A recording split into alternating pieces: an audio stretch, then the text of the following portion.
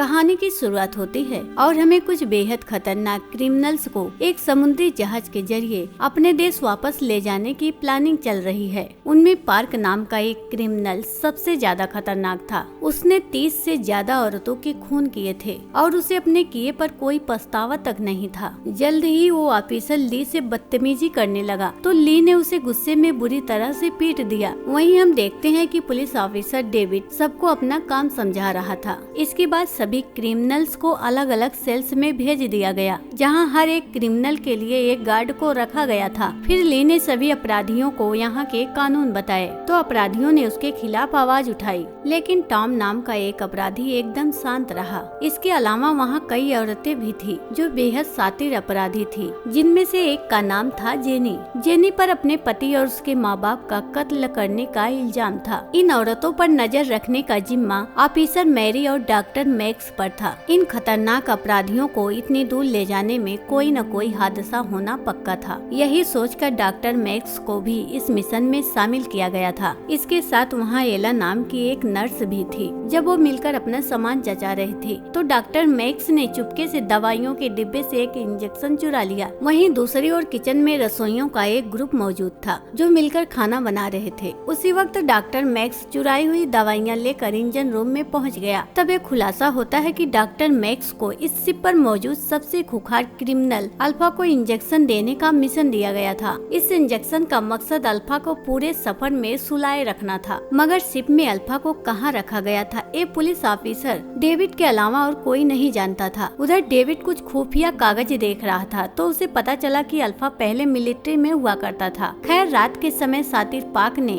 अपनी जेब में छुपाई हुई तार निकाली और उसकी मदद से उसने अपनी हथकड़ी खोल दी। फिर उसने ये तार दूसरे कैदी को दी ताकि वो भी आजाद हो सके। तभी अचानक एक खुलासा होता है कि किचन में जो रसोई मौजूद थी वो कोई और नहीं बल्कि पाक के ही चेले थे, जो असली रसोइयों को जान से मार कर उनकी जगह शिप में घुसाए थे। वहीं पाक के सेल में जब एक पुलिस वाला चेक करने आया तो पाक और उसके साथी ने मिलकर उसकी जान ले ली और उसकी लाश को फ्रीजर में छुपा दिया। इसके बाद पाक के गुंडों ने कंट्रोल रूम में जाकर वहाँ मौजूद पुलिस वालों को भी मौत के घाट उतार दिया और सारी नेटवर्क वाली तारें काट डाली ताकि ऑफिसर ली पुलिस से बात ही ना कर सके। खैर जल्द ही ऑफिसर ली को शिप में हो रही गड़बड़ के बारे में पता चला तो उसने अपनी टीम को जल्द से जल्द इकट्ठा किया, जिसमें मैरी भी शामिल थी। लेकिन जब वो कंट्रोल रूम में पहुंचे तो पाक के गुंडों ने अचानक उन पर हमला कर दिया। जल्द ही वहां जबरदस्त गोलीबारी शुरू हो गई, मगर ऑफिसर ली और मैरी ने मिलकर पाक के सभी गुंडों को खत्म कर दिया। तभी मैरी को एक आदमी दिखा जो अपनी आखिरी सांसें गिन रहा था। मैरी ने उससे पूछा कि इमरजेंसी में पुलिस तक खबर कैसे पहुंचा सकते हैं, तो उस आदमी ने बताया कि वो इंजन रूम में मौजूद सैटेलाइट फोन का इस्तेमाल कर सकते हैं। वहीं दूसरी ओर हम देखते हैं कि पाक ने बाकी सभी क्रिमिनल्स को भी रिहा कर दिया था, मगर टॉम ने उसे समझाया कि शिप को हाईजैक करने से कुछ नहीं होगा, बल्कि उसकी गलती की वजह से सब के सब मुसीबत में पड़ जाएंगे। मगर पाक ने उसकी एक ना सुनी और सभी पुलिस वाले को मारकर शिप पर कब्जा करने का फैसला किया। उधर हम देखते हैं कि डॉक्टर मैक्स ने खुद को नर्स एला के साथ एक कमरे में बंद कर लिया था, क्योंकि वो पाक के हाथों मरना नहीं चाहते थे। इधर पाक जब इंजन रूम तक पहुंचा तो उसने जियान नाम के क्रिमिनल को पुलिस वाले की लाशें फ्रीजर में डालते हुए देखा, मगर वो ये नहीं जानते थे कि इंजन रूम की पाइप में लीकेज है,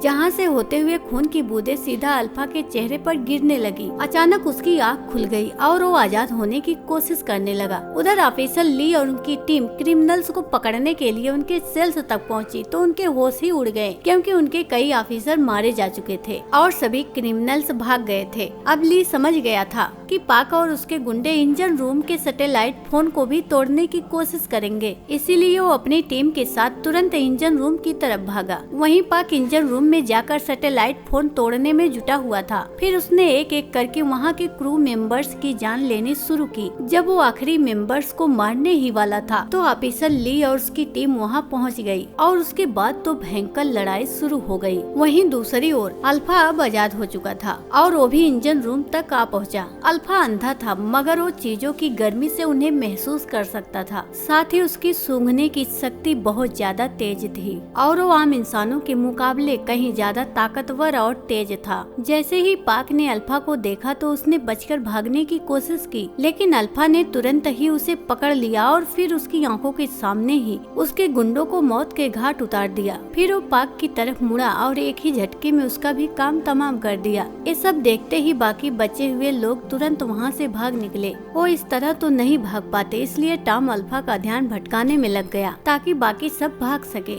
आखिरकार वो सब एक छोटे से दरवाजे से भाग निकले और उन्होंने अल्फा के आने से पहले दरवाजा बंद कर दिया। वहीं पुलिस ऑफिसर डेविड सैटेलाइट की तस्वीरों के जरिए पता लगाने की कोशिश कर रहा था कि आखिर हो क्या रहा है। जब उसे पता चला कि सभी क्रिमिनल्स फरार हो गए हैं तो उसके पैरों तले जमीन खिसक गई। तभी उसे डायरेक्टर नाम के एक आदमी का कॉल आया जिसने उसे शिप पर हुई घटना के बारे में सब कुछ बताया। तभी हम देखते हैं कि ये अनजान आदमी के सीने पर एक अजीबोगरीब सा नंबर था और ऐसा ही नंबर अल्फा के शरीर पर भी था। उधर शिप पर 2 बचे हुए क्रू मेंबर्स लाइफ बोट की मदद से अपनी जान बचाकर भागने की कोशिश कर रहे थे। तभी अल्फा वहाँ आ गया और उसने उन दोनों को बड़ी बेरहमी से मार डाला। उधर नर्स एला ये सब खिड़की से देख रही थी। तभी अल्फा को उसकी भी भनक लग गई और उसने एला का भी गला घोट दिया। जब डॉक्टर मैक्स ने देखा तो डर के मारे केबिन से बाहर निकला, जहाँ उसे ऑफिसर ली और उसके कुछ साथी मिले। जब ऑफिसर ली ने उसे धमकाया तो डॉक्टर मैक्स ने कबूल किया कि उसे अल्फा को नींद का इंजेक्शन देने के पैसे मिले थे, लेकिन वो ये बिल्कुल नहीं जानता था कि अल्फा जाग कैसे गया। फिर ली ने मैरी और बाकी को किसी सुरक्षित जगह पर जाकर छुपने को कहा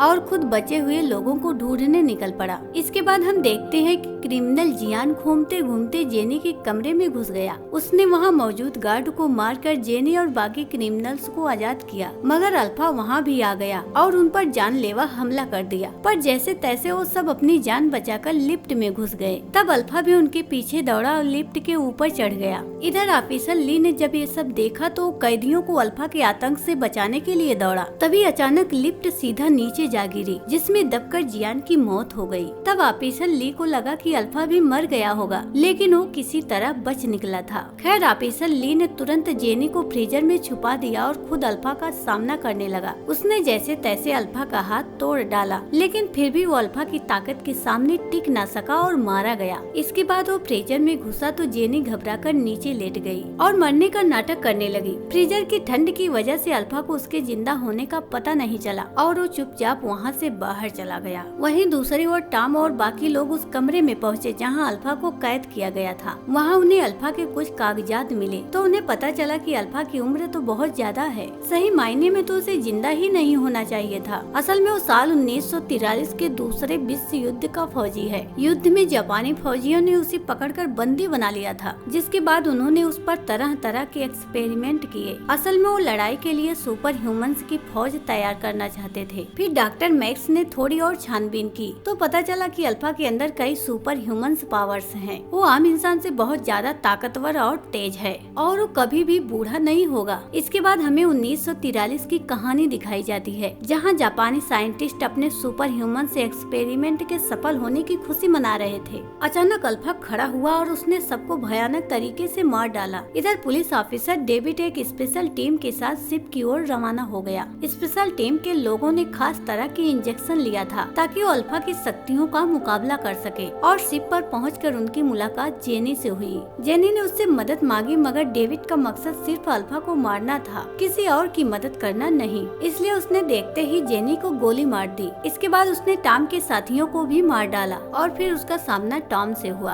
पता चलता है कि डेविड और टॉम एक दूसरे को पहले से जानते थे। टॉम की छाती पर भी बिल्कुल वैसा ही नंबर था जैसा अल्फा के शरीर पर। फिर हमें पता चलता है कि कई साल पहले डेविड के ग्रुप ने बहुत सारे लोगों को अगवा करके उन पर जबरदस्ती एक्सपेरिमेंट किए थे, लेकिन उनके एक्सपेरिमेंट कामयाब नहीं रहे। लेकिन उनमें से एक इंसान जिंदा बच गया था और वो था टॉम। इसका मतलब ये था कि उसके ऊपर किया हुआ एक्सपेरिमेंट कामयाब रहा, लेकिन वो डेविड के चंगुल से बच निकला और एक नई जिंदगी शुरुआत की। कुछ समय बाद उसने शादी की और एक प्यारा सा बेटा हुआ, मगर जल्द ही डेविड को भनक लग गई कि टॉम जिंदा है और वो कुत्तों की तरह टॉम के पीछे पड़ गया। एक दिन वो टॉम के घर में घुस आया और उसकी पत्नी और बेटे को जान से मार डाला। इस घटना से टॉम को इतना गहरा सदमा लगा कि वो अपना भेष बदलकर क्रिमिनल बन गया ताकि वो भी मौका मिलते ही डेविड से बदला ले सके। तभी अचानक अल्फा ने वहाँ आकर डेविड और टॉम पर पर हमला कर दिया। तब डेविड ने एक खास इंजेक्शन लिया ताकि उसकी शक्तियाँ बढ़ जाए और वो अल्फा का मुकाबला कर सके। जल्द ही उसने अल्फा को हरा दिया और टॉम के सामने गया। डेविड ने टॉम को हंसते हुए याद दिलाया कि कैसे उसने टॉम के नन्हे बच्चे को मार दिया था। तब टॉम ने गुस्से में डेविड पर हमला करके उसे समुद्र में फेंक दिया और खुद भी साथ ही कूद गया। फिर अगले दिन हम डायरेक्टर नाम के एक आदमी को देखते हैं जो एक आइलैंड पर वही पुराने वाले डेविड के एक्सपेरिमेंट चला रहा था। फिर वहाँ एक बच्चे को दिखाया जाता है जो कोई और नहीं बल्कि टॉम का बेटा ही था। असल में डेविड ने टॉम के बेटे को मारा नहीं, क्योंकि उसके अंदर भी टॉम की ही तरह सुपर पावर्स थी। वो तो बच्चे को उठाकर डायरेक्टर के पास ले आया था।